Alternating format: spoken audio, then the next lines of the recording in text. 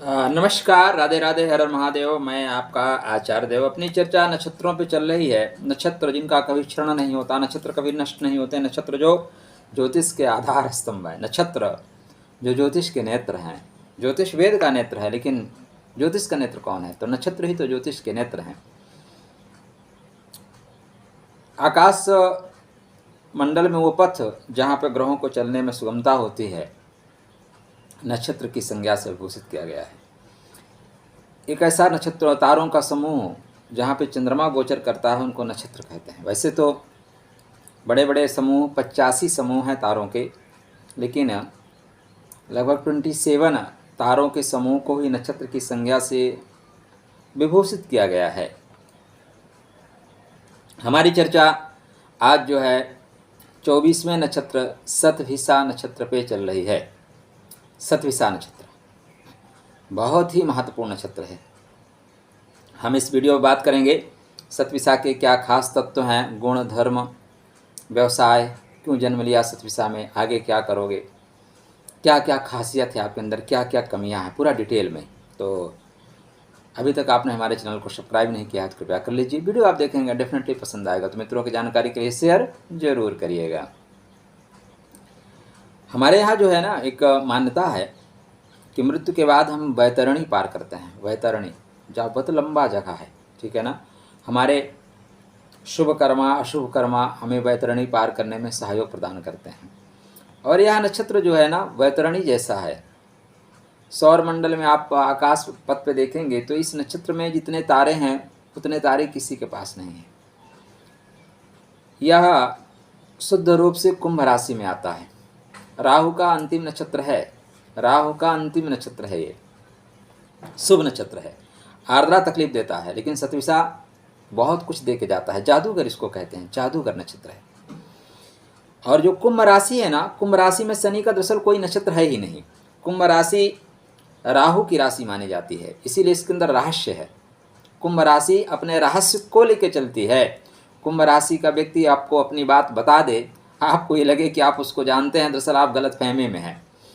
आप शतभिषा में हैं, चंद्रमा शतभिषा में है, आपके पास कम से कम 3 चेहरे हैं मित्र। जो लोगों को लगता है मैं इनको जानता हूँ, वो मिथ्या में जी रहे हैं, आपको वो जान ही नहीं सकते। एक चेहरा होता है जो समाज देखता है, फला ऐसे हैं। एक चेहरा होता है जो आपका परिवार जानता है, आपके अपने लोग जानते हैं, मेरा बेटा, मेरा भाई, मेरा पति, मेरा जीवन साथी ऐसा है। एक चेहरा आपके पास आपके लिए अपना है जिसको कोई नहीं जानता और आप किसी को बता भी नहीं सकते, किसी को बताते ही नहीं। ये आपकी खासियत है। तो शतभिषा नक्षत्र, ठीक है ना, 306 डिग्री से लेके 320 डिग्री, 306-40 से लेके 320 डिग्री तक आकाश पे जो जगह दिखाई देती है वो शतभिषा की है। 6-40 अंश से लेके 20 अंश तक जो कुंभ राशि में जगह है वो शतभिषा नक्षत्र के। शतभिषा का मूल आधार है ये। घड़े में भरा हुआ अमृत है और घड़े में जहर भी हो सकता है। तो घड़े के अंदर जो मूल तत्व है ना, उसका प्रतीक है ये। चलिए, राहु इस नक्षत्र के देवता हैं और शनि महाराज की चूंकि राशि है, तो राहु और शनि का प्रभाव क्या बात है। शनि और राहु, ज़्यादातर हमारे शास्त्रकार शनि राहु की जो युति होते हैं ना, उसको श्रापित योग देते हैं, श्रापित योग। तो यहाँ पे क्या श्रापित योग बनेगा? हाँ, शब्द के अनुसार जो है 100 तारे माने जाते हैं। शतभिषा 100 नक्षत्रों का यह समूह है, 100 चिकित्सकों का समूह है, 100 डॉक्टरों का समूह माना जाता है इसको परम सुख का भी कहीं कहीं शब्द परम सुख इसके लिए माना गया है। कहीं कहीं एक तारा ही मानते हैं, मान्यता अपनी अलग अलग है। ठीक, देवता इसके वरुण है। कौन है? वरुण। और शिव भगवान है, केवल वरुण नहीं है, शिव। शिव मतलब साधक, शिव मतलब साधना, शिव मतलब मूल तत्व, शिव मतलब आदि अनंत सब कुछ। शिव का मतलब ही है सब कुछ। जहाँ से आप स्टार्ट कर सकते हैं और जहाँ तक आप जा सकते हैं वो शिव ही है। ठीक, तो शिव मतलब समस्त सब कुछ, बहुत से राज को छिपा के चल रहा है। वरुण, वरुण को देखें तो ये जल के देवता, वरुण वायु के देवता हैं, ठीक है ना, हवा। नहीं, मैं गलत बोल रहा हूँ ना। तो ये जो वरुण है ये जल से रिलेटेड हैं। वायु महाराज जो है हवा से रिलेटेड हैं, वरुण जल से रिलेटेड हैं, जल के देवता हैं।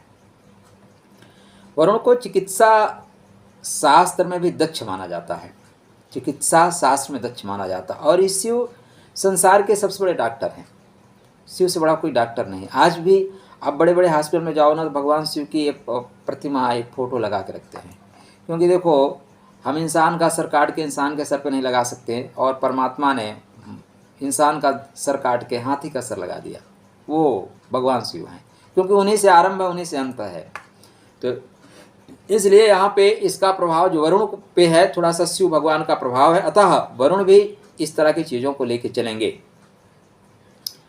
सतविसा 100 औषधियों का नक्षत्र है, 100 तरह की औषधियाँ, 100 तरह की योजनाएं, 100 तरह के उपक्रम, 100 तरह के आपके पास उपाय हैं दुखों को दूर करने का।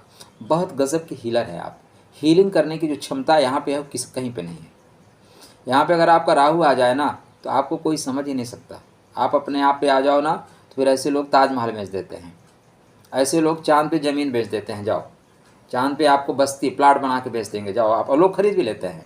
हर्षद मेहता हो सकता है, ठीक है ना, वो कला है यहाँ पे। और जाति इसकी जो है कसाई है। नक्षत्र स्वामी जो है शनि है, राशि स्वामी शनि है, नक्षत्र स्वामी राहु है, कुंभ में चलता है भेषजा शक्ति, पावर टू हील, मतलब हीलिंग पावर, हीलिंग पावर बहुत गजब की। इसलिए जो लोग हीलिंग में जाना चाहते हैं वो देखिए उनके कर्मा का स्वामी अगर सतविसा में है तो बहुत अच्छे आप हीलर बन सकते हैं। आपका पंचमेश अगर आपका सतविसा में है बहुत अच्छे हीलर बन सकते हैं आप। चंद्रमा आपका यहाँ पे है, बहुत अच्छे हीलर बन सकते हैं आप। पावर टू हील, लोगों की मन को बात जानना, लोगों को दूसरे जन्मों की यात्रा करा देना, विगत जन्म में क्या थे, उसके पहले जन्म में क्या थे, सब कुछ प्रत्यक्षीकरण करा देना, ये इस नक्षत्र की पावर है, नक्षत्र की शक्ति है। और देखें तो तामसिक है, नपुंसक नक्षत्र है, इम्पोर्टेंसी वाला है, क्योंकि यहाँ का इम्पोर्टेंसी का अलग कारकत्व है। जब तक सूर्य खराब नहीं होगा इम्पोर्टेंसी नहीं आएगी, ठीक है ना। लेकिन इम्पोर्टेंसी का नक्षत्र कहा गया है, मतलब इस पर आपको गर्भाधान से बचना चाहिए, गर्भ आधान करने से बचना चाहिए। इसकी जाति शूद्र है, मतलब सेवा का काम करेंगे।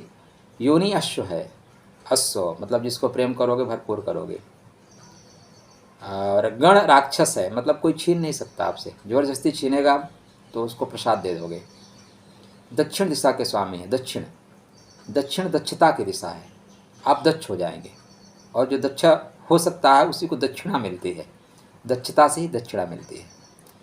तो अर्धभुज ये चर नक्षत्र है, ऊर्ध्वभुज है।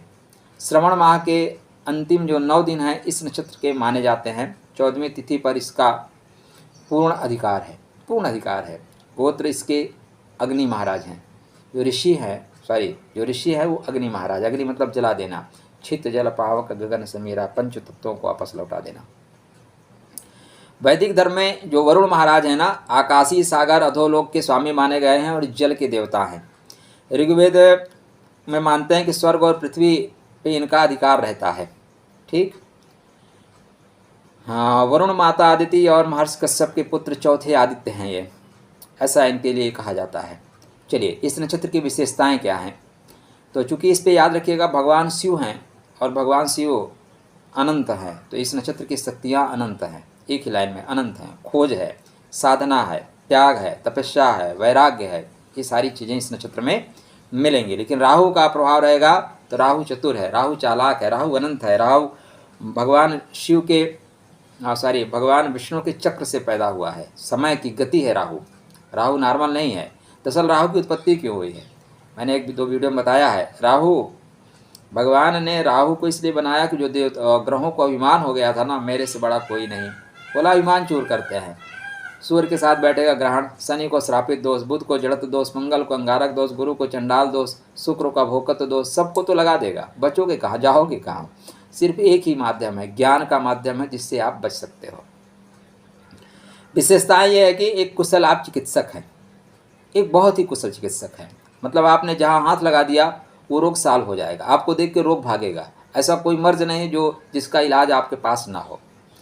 यह एक रहस्य है, आप रहस्यमय व्यक्तित्व के स्वामी हैं और निश्चित रूप से एक बहुत ही दार्शनिक व्यक्तित्व है आपका। आपने एजुकेशन लिया है कि नहीं लिया है, लेकिन दर्शन की परत दर परत उतार देने की क्षमता है। आप वैज्ञानिक हैं, खोज करने वाले हैं, आप निश्चित रूप से दूरदर्शी हैं, दूर तक की सोचने वाले हैं। दीवार के उस पार क्या हो सकता है, इसको सोच लेने की, जान लेने की गजब की क्षमता है आपके अंदर।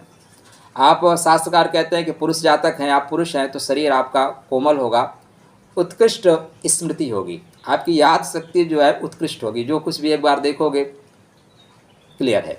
ललाट चौड़ा होगा, आकर्षक नेत्र होंगे, चमकदार चेहरा होगा, उभरा हुआ उदर होगा, पेट थोड़ा आगे निकलेगा, उन्नत नाक होगा। वहीं स्त्री जातिका हैं तो लंबी हैं, दुबली हैं, पतली हैं, अति सुंदर हैं, उन्नत नितंब हैं, गुलाबी अधर हैं, चौड़े कपोल हैं, सूर्यपूर्ण स्वभाव वाले हैं, शास्त्रकार बोलते हैं। इसको आप मिला लीजिएगा। स्त्री जातिका को वैवाहिक जीवन में लंबा वियोग सहन करना पड़ता है, कभी कभी वैधव्य का योग भी बन जाता है, जबकि सूर्य नारायण ऐसे प्रभाव में आएंगे तब बनेगा, सिर्फ एक नक्षत्र को देख के नहीं कह सकते। रोहिणी नक्षत्र के पुरुषों से तारतम्य बहुत सुंदर बनता है, आरोहण करना सिखाते हैं ना, आरोहण कर जाते हैं। चलिए, तो मोटा मोटा देखें तो व्यक्तित्व आपका रहस्यमय है, तेज हैं आप, गुप्त योजना बनाना जानते हैं, बहुत ही बातूनी हैं, बात में आपको कोई हरा नहीं सकता, स्पष्टवादी हैं, डेफिनेटली आप जिद्दी हैं, विलासता जीवन में चाहिए, कभी कभी जुआ इत्यादि या शेयर मार्केट, सट्टा, लॉटरी, इसमें भी पैसा लगा लेते हैं। पर स्त्री गमन आप करेंगे तो अपयश मिलेगा, अकेलापन मिलेगा। आप जीनियस हैं, आप चर्चित हैं, कोई डाउट नहीं है। साहसी, धर्मवीर, शत्रुओं को हराने वाले हैं, अस्पष्टवादी है, और स्त्रियों के लिए कहा गया कि शत्रुओं को हराने वाले हैं। निद्रा, रक्त, पागलपन, आत्महत्या प्रभाव, ऐसे कुछ नकारात्मक प्रभाव पड़ने पे आएंगे, नॉर्मल प्रभाव पड़ने पे नहीं आएंगे। अब देखिए, ये गोपनीय है, और गोपनीय तो एक्चुअली अनुराधा भी है, ज्येष्ठा भी है, पूर्वाषाढ़ा भी है, लेकिन जो इसके अंदर गोपनीयता है वो इन तीनों के अंदर नहीं है। सतविसा जीवन शक्ति गोपनीय शक्ति से प्राप्त करता है। जो आपको जीवन में सफलताएं मिलेंगी ना, वो गोपनीयता की वजह से मिलेंगी। इसलिए गोपनीयता आपका सबसे बड़ा हथियार है, सबसे बड़ा अस्त्र है आपका गोपनीयता, इसलिए गोपनीय रखिए। वैसे भी संसार में लोगों के पास मित्र क्या है कि समस्या का समाधान हो या ना हो, प्रॉब्लम जरूर है, वो आपकी टांग फंसा देंगे। आपने जख्म दिखाया नहीं तो उसमें नमक डाल देंगे, उनके पास मलहम हो या ना हो। इसलिए जीवन में मैं तो हर व्यक्ति को कहूँगा कि अपनी समस्याओं को स्वतः सुलझाओ, किसी को मत बताओ, लोग उलझा देंगे। ठीक, तो गोपनीय शक्ति आपके जीवन की विशेष चीज़ें हैं, इसको पकड़ के रखिए। निर्जनता आधारित और इलेक्ट्रॉनिक मीडिया में आप बहुत अच्छा काम कर पाएंगे। जहाँ तक कभी कभी परिस्थिति से देर से अभ्यस्त होने के कारण थोड़ा विलम्ब हो जाता है सफलता में। वैराग्यजनक है, अंतर्मुखी हैं, और ज्ञान जो है ना अंतर्मुखी होकर मिलता है। संसार को देखोगे तो संसार अपने आप को नहीं जान पाओगे, अपने आप को जानने के लिए आंखें तो बंद ही करना पड़ेगा, अंदर झांकना पड़ेगा ना, इसलिए अंतर्मुखी हैं। विलक्षण हैं आप, समस्याओं को समझाने वाला। कोई दुनिया में ऐसी समस्या नहीं है जिसका समाधान सतविसा के पास ना हो।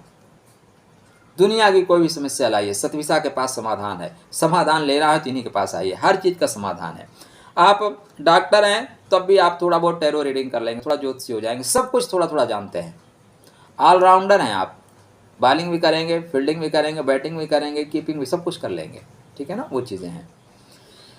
झूठ का पर्दाफाश करने वाले हैं, समस्याओं को सुलझाने वाले, झूठ का पर्दाफाश करने, इसलिए सीबीआई में, रा में आप बहुत अच्छा काम कर सकते हैं, बहुत अच्छा काम करेंगे। वास्तु को जो भी चीज़ें होती है ना, बाल के खाल निकाल देने वाले हैं, परत दर परत चीज़ों को उधार देने वाले हैं। बाल्यकाल में जो शिक्षा होती है थोड़ी टफ मिलती है। भावुकता पर नियंत्रण करना चाहिए, नहीं अगर भावुकता पर नियंत्रण नहीं कर पाएंगे तो लोग आप पे नियंत्रण कर ले जाएंगे। शास्त्रकार कहते हैं कि जहाँ तक धनवान होगा, पर स्त्रीगामी होगा, अपने नियमों का पक्का होगा, उद्यमी होगा, विदेश में रहने की क्षमता संपन्न होगा, विदेश में रहेगा। इस नक्षत्र में जो भेषजा शक्ति है वो आपको लोगों तक कनेक्ट करने के लिए है, लोगों तक अपनी बात को पहुंचाने के लिए है। शास्त्रकार कहते हैं कि इस नक्षत्र के जो जातक हैं सत्यमेव जयते के अनुसरण करने वाले हैं। किसका अनुसरण करने वाले हैं? सत्यमेव जयते, सत्य के लिए प्राणोत्सर्ग करने वाला। ऐसा किसी नक्षत्र में नहीं मिला। सत्य के लिए अपने प्राण को भी त्याग देने वाला जो व्यक्ति है वो यही है, ऐसा शास्त्रकार कहते हैं। नियमों के पालक हैं, निस्वार्थ सेवा करने वाले हैं, धार्मिक परंपरावान, अच्छाई बुराई दोनों का मिश्रण है आप। अगर आप उत्तेजित होने पर विलायती कुत्ते के समान हो जाते हैं, ये कौन सी बात है? उत्तेजित होने पर विलायती कुत्ते के समान मतलब आक्रामक हो जाएंगे। यहाँ पे कुछ और शास्त्र को देना चाहिए ये लोग भी ना कुछ भी लिख देते हैं। विलायती होने पे आप झपट्टा मारने वाले हो सकते हैं, आक्रामक हो सकते हैं, ऐसे लिख सकते थे। शीघ्र शांत होने वाले हैं, दिखावट रहित होते हैं, अपनी विद्वता दिखाने के लिए शर्मिंदा किंतु वार्तालाप में प्रबल होते हैं।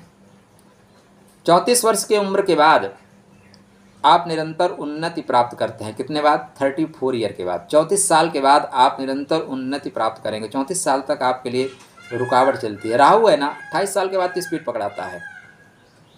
आप इस नक्षत्र में हैं तो आप और देख लें, अगर आपके कर्मा भाव के स्वामी यहीं आके बैठ जाएं, आपके लाभ के स्वामी यहीं बैठ जाएं, डेफिनेटली आप बहुत अच्छे चिकित्सक हैं, बहुत अच्छे डॉक्टर हैं। आप दुनिया के किसी भी कोने में चले जाएं, इंडिया से भी बहुत लोग मैं जानता हूँ अमेरिका में हैं, ठीक है ना, हवाई वगैरह में हैं, वो यहाँ से जाके छोटे मोटा सीख के वहाँ पे बड़े अच्छे लेवल पे काम करते हैं। तो आप कहीं भी जाइए, वहाँ पे अपनी धाक जमा लोगे आप। जातक नज़दीक तथा भाइयों से पीड़ित रहते हैं, अपने नज़दीक लोग और भाइयों से पीड़ित रहते हैं। पिता की सहायता से वंचित हो जाते हैं। माता से स्नेह पाने वाला प्रिय पत्नी युक्त होता है, मतलब जीवन साथी आपको प्रेम करेंगे।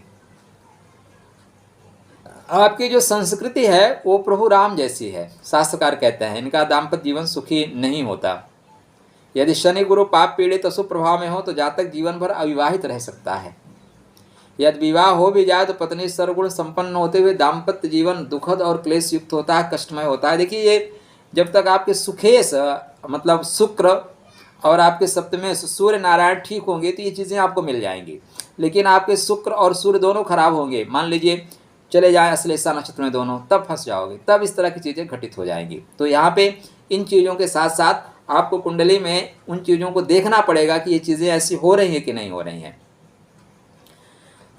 वहीं पे शास्त्रकार स्त्री जातिका के लिए कहते हैं कि शानदार मुखड़ा है, सुंदर है, चौड़े कपोल है, असामान्य करपटी है, अच्छे नितंब हैं, प्रायः शांत है, कभी कभी गुस्सैल है, ईश्वर से डरने वाली हैं, धार्मिक गतिविधियों में रत रहने वाली हैं। गर्म स्वभाव के कारण परिवार में झगड़े और अशांति का वातावरण क्रिएट कर सकती हैं। जनता और परिवार दोनों में गलत समझे जाते हैं।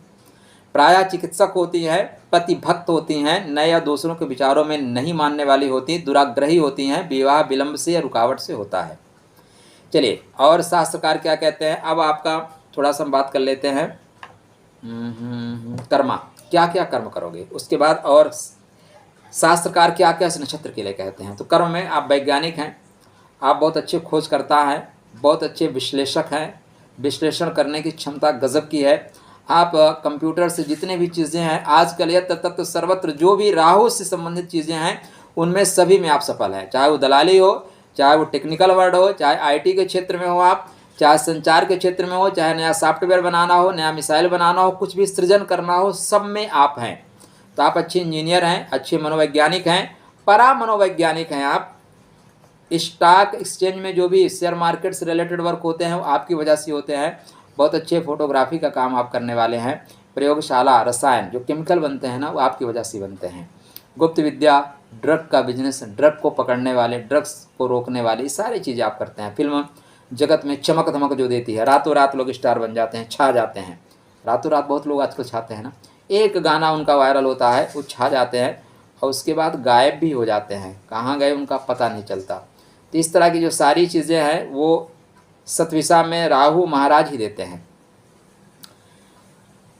इनके लिए शास्त्रकार क्या कहते हैं, इस नक्षत्र में जातक प्रायः किलाबंदी, समाजबंदी, पार्टीबंदी, कूटनीति, फूटनीति, एन केन प्रकार अपने को बचाने वाला, शत्रुओं को फंसाने वाला। हाँ, ये चीज़ है, कहते हैं ना जिस भाषा में समझोगे उस भाषा में आपको समझाऊंगा, ठीक है ना। एन केन प्रकारेण जो नीतियां हैं, छल से, कपट से, खरीद लेने से, द्वेष से, सब नीति इनको आती है, सारी नीतियों में पारंगत होते हैं। तो आपको हर तरह से ये दबा देंगे, ठीक है ना।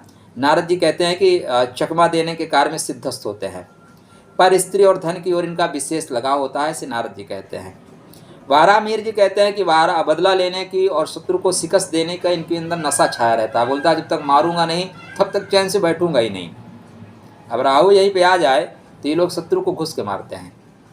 ऐसे लोग शत्रु को नहीं मार पाते तो शत्रु को जहर दे के मार देते हैं, ठीक है ना। जहर दे के मार देने की क्षमता इनके अंदर होती है। ये लोग शीघ्र प्रसन्न नहीं होते, बहुत समय तक याचना करने पर थोड़े प्रसन्न होते हैं।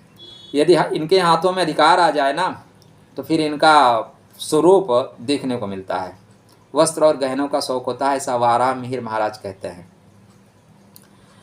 संपत्ति के बहुत कम फेरबदल करते हैं, मतलब जो आपकी है वो आपकी है, मेरी है मेरी है। चिकित्सा विषय में रुचि होती है, पाराशर महाराज जी ऐसा कहते हैं।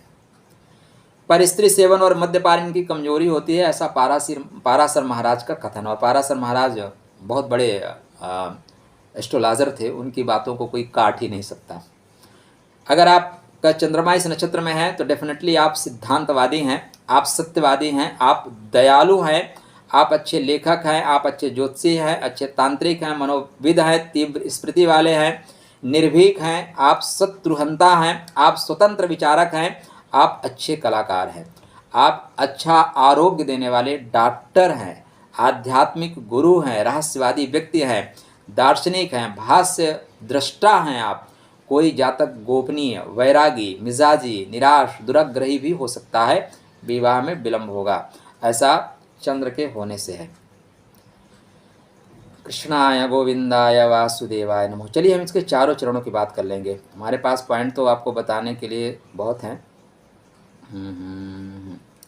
4 चरण में जो पहला चरण आएगा धनु का, दूसरा चरण मकर का, तीसरा चरण कुंभ का, चौथा चरण मीन का। मतलब यहाँ पे आपके जो चरणों में जाएंगे तो गुरु महाराज मिलेंगे 2 चरणों में, और 2 में मिलेंगे शनि महाराज। धनु नवांश मिलेगा और मीन नवांश। धनु और मीन नवांश का लगभग फल एक जैसा होगा, और कुंभ और मकर का फल एक जैसा होगा। तो इसलिए हम इन चीज़ों को थोड़ा कम कर लेते हैं, नहीं पॉइंट लंबा हो जाएगा। तो अगर आप शनि आपके कुंडली में चंद्र महाराज प्रथम और चतुर्थ चरण में हैं तो आप सत्यवादी हैं। कितने सत्यवादी होंगे वक्त बताएगा। सत्य वहीं तक अच्छा है जहाँ तक आपकी विजय हो, ठीक है ना। और सत्य सदैव अपने अनुसार प्रयोग किया जाता है। अस्वस्थामा मरो नरो, ये सत्य है। अस्वस्थामा मरो सत्य है। नरो या कुंजरो, ये दोनों की परिस्थितियां अलग अलग हैं। कहाँ पे किसके लिए सत्य है। देखिए, आपको सही मैसेज ना पहुंचाना भी रणनीति है। सही मैसेज पहुंचने ही नहीं देंगे। मैसेज तो पहुंचेगा लेकिन आधा अधूरा पहुंचेगा, जैसे आजकल मीडिया करती है। जैसे हम लोग पढ़ते हैं अहिंसा परमो धर्म, आगे की लाइन कितने लोगों को पता है। हिंसा धर्म तथैव च नहीं पता है। क्यों नहीं पता है? क्योंकि आपको गांधीवाद ने पता होने ही नहीं दिया। गांधीवाद ने चाहा कि बस आप इतना ही जानो कि आज़ादी जो है आपको सिर्फ चरखा चलाने से मिल गई है। आप भगत सिंह को, सुभाष चंद्र को भूल जाओ। एक योजना थी, एक षड्यंत्र था। भारत में षड्यंत्र स्टार्ट हुआ। भारत की सबसे सुंदर चीज़ें सिर्फ ताजमहल, लाल किला, इसके अलावा भारत में कुछ है ही नहीं। जबकि आप दक्षिण भारत में जाइए, इतनी शानदार इमारतें हैं ना कि आपका दिमाग ही चकरा जाएगा, कैसे बनाया होगा। लेकिन नहीं, वो भी एक योजना थी, लोगों तक नहीं पहुंचने दी गई थी। या इसी की योजना का एक चिन्ह है। अगर ये अपने आप पे आएगा भाई, तो शकुनी के पासे भी इसी के हैं, ठीक है ना। और महाभारत में रणनीति को काट के नई रणनीति बना देना जो है भगवान कृष्ण की शिखंडी भी यही है, ठीक है ना। अस्वस्थामा नरो मरो कुंजरो भी यही है। कर्ण के रथ के पहिए को फंसा देने वाला ही सतीशा है, ठीक। तो सतीशा बहुत दूर तक सोचता है, बहुत दूर तक प्लान करता है। तो अगर प्रथम और चतुर्थ चरण में आप हैं तो सत्यवादी हैं, सिद्धांतवादी हैं, लेखक हैं, मनोविनोदी हैं, तीव्र स्मृति वाले हैं। आप भविष्य दृष्टा हैं, भविष्यवक्ता हैं, भविष्य दृष्टा हैं, भविष्यवक्ता हैं, डॉक्टर हैं, वीर हैं, विचारक हैं। विवाह विलंब से होगा। शास्त्रकार अन्यत्र देखने में कहा गया है कि मतांश से दुस्साहसी हैं, जिद्दी हैं, मतांश से। और लोग कहते हैं माता के अलावा किसी और की परवाह नहीं करेंगे, नैतिक नहीं होंगे, ये कम शास्त्रकार मानते हैं। वहीं द्वितीय और तृतीय चरण में अगर आप उत्पन्न हुए हैं तो चतुर होंगे, चालाक होंगे, किसी को भी चकमा दे देने की अद्भुत क्षमता होगी, शत्रु के संहारक होंगे आप, दूसरों को फंसाने वाले होंगे, तुनक मिजाजी होंगे, दुराग्रही होंगे, कोई जातक गोपनीय और वैरागी हो जाएगा। ये प्रभाव होगा इस नक्षत्र पे। चूँकि एक और चीज़ को मैं आपको लेके चलूँगा, और ग्रहों को मैं छोड़ूंगा, इस नक्षत्र के स्वामी को पकड़ूंगा, शनि। शनि अगर यहाँ पे आ जाए तो नॉर्मल क्या होता है, विष दोष हो जाता है, विष युक्त। लेकिन इस शनि में जब चरण का अलग अलग मान्यता हो जाएगी तो विष दोष खत्म हो जाता है। तो शास्त्रकारों इस शनि को देख लेते हैं और शनि राहु दोनों को देख लेते हैं, क्योंकि राहु का नक्षत्र और शनि का नक्षत्र है। तो शनि महाराज होंगे तो अंतर्मुखी हो जाएंगे प्रथम और चतुर्थ पद में। एन केन प्रकारेण अपने आप को सुरक्षित रखने की कोशिश करेंगे। बदला लेकर शत्रु को परास्त करने के धुन वाले होंगे, ईमानदार होंगे, शिष्ट होंगे, व्यवहारी होंगे, अनुसंधान करने वाले होंगे। वहीं शनि महाराज द्वितीय और तृतीय पदा में होंगे तो जातक स्वस्थ, सुरक्षित, ऐश्वर्यशाली, जीवन में उतार चढ़ाव वाले, अधिकार मिलने पर लोगों को अपने पीछे घुमाने वाला। देखो विष योग बनने के बावजूद ये चीज़ें बनेगा, ये चीज़ बनेगा। वहीं राहु अगर आ जाएं पहले और चौथे पद में तो अशुभ कर्म करने में माहिर, चालाक, चकमा देकर अपने कार्य करवाने में माहिर, वात पीड़ित, यदि सूर्य बुध की युति हो तो क्षय रोग होता है। तृतीय और दूसरे और तीसरे पद में आ जाएं तो गजब के धोखेबाज होंगे, गजब के आप चालाक होंगे, हवा में ऐसे फ्लैट बेच देंगे, हवा में चीज़ें बेच देंगे और लोग खरीद लेंगे, गंजे को कंघा बेच देंगे आप। और दूसरों का सामान खरीदने पे आएंगे तो उनका सोना पीतल बना के खरीद लेंगे और अपना पीतल सोना बना के बेच देंगे अगर खरीदने पे आएंगे तो। कड़वा है, कटु है, बोलने और कहने में बहुत ही चतुर है, भेद लेने वाला है, घर का भेद ले लेगा।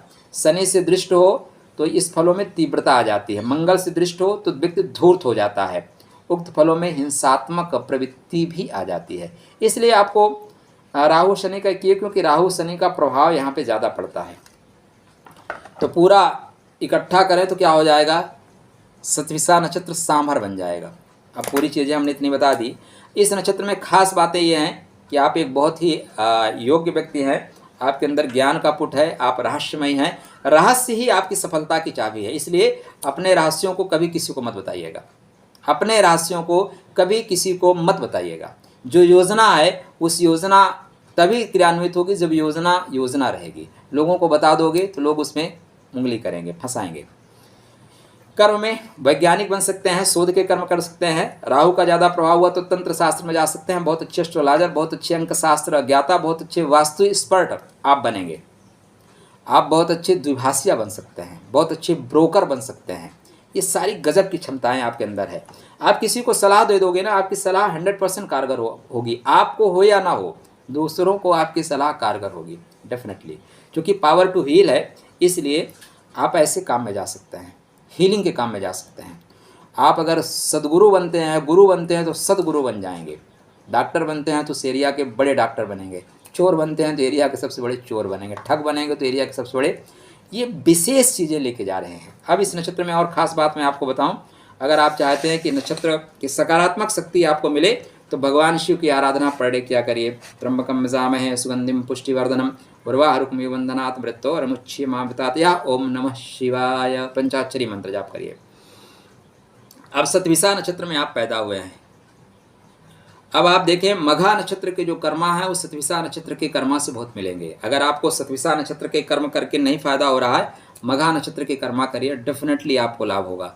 आप कर्म व्यवसाय में सफलता नहीं प्राप्त कर रहे हैं तो वट का वृक्ष लगाइए और स्वतः के जीवन के विकास के लिए कदम्ब का वृक्ष लगाइए। कर्मा के विकास के लिए बट का वृक्ष लगाइए, आपका काम बढ़ना शुरू हो जाएगा। आप चाहते हैं कि आपका भाग्य आपको सपोर्ट करे तो नाग पंचक, नाग चंपक बोलते हैं, नाग चंपक का पौधा लगाइए, आपका भाग्य सपोर्ट करेगा। आपकी कुंडली में और ख़ास बातें बताएं कि आपके, वीडियो लंबा हो रहा है, आपके जीवन में संतान का जो सुख है, संतान आपकी तेज होगी डेफिनेटली। जीवन साथी आपको अच्छा सपोर्ट करने वाला मिलेगा, तेज तर्राक मिलेगा। भाग्योदय की बात करें तो जीवन साथी के आने के बाद भाग्योदय की संभावनाएं आपके जीवन में प्रबल बनती हैं। तो आप पैदा हुए हैं इस जीवन में इसलिए कि जो पिछला जन्म था आपका, जो पिछला जन्म था उसमें बहुत सी चीज़ों में कटिंग हो रही थी, कटिंग करके आ रहे थे, बहुत सी चीज़ें रुकावट युक्त थी। आप जहाँ जा रहे थे आपका काम नहीं हो रहा था। यद्यपि आपने काम करने की लोगों की बहुत कोशिश की लेकिन आपके पास शक्ति ही नहीं थी। दूसरों से मांग के आप काम कर रहे थे, दूसरों से मांग के आप काम कर रहे थे, लोगों को सलाह ले रहे थे, लोग सलाह आपको दे नहीं रहे थे। तो आपने कोशिश बहुत अच्छी की थी और उसी कोशिश का परिणाम है कि इस जन्म में आपको सतविसा नक्षत्र मिला हुआ है कि बोले किसी से मांगना ही नहीं पड़ेगा, जो करना चाहो कर ले जाओ। ये कारण है आपका सतविसा नक्षत्र में आने का। तो चलिए, आशा करता हूँ जानकारी आपके लिए नई होगी, उपयोगी होगी और जब आप कुंडली में लगाएंगे तब यह बहुत महत्वपूर्ण होगी। तो अब आपके कुंडली में पंचम का स्वामी सतविसा नक्षत्र में संतान आपके डॉक्टर, जीवन साथी का स्वामी सतविसा नक्षत्र में जीवन साथी डॉक्टर, पिता का स्वामी सतविसा नक्षत्र में पिताजी डॉक्टर या गोपनीय कार्य करने वाले। आपके बर्थ चार्ट में जो भी ग्रह इस पार्ट में आके बैठेगा उस पार्ट से इस तरह की चीज़ें मिलना शुरू हो जाएंगी।